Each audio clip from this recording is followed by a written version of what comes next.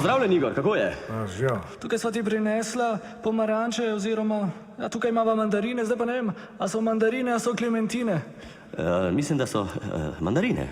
Ja, to mu pa zdaj ne morva dati, če ne veva, kaj so. Kako si pa kaj drugače? Jaz sem v redu, pa videla drugače, kaj je. V redu, dobro. Kako je kaj v zaporu, kaj se dogaja? Fajn, vidiva, kaj rabta. No, kaj rabva, kaj pa kaj ponujaš? Tlele vidim, da te težave z drugim tirom, jaz lahko zdihtem, tlele imam prijatelja z Bosne, ki ima železo neki ene. Oho, ja to bi pa lahko, potem bi pa ta tir bil bistveno ceneje. To je pa pozitivna informacija, vesel sem takšnih informacij.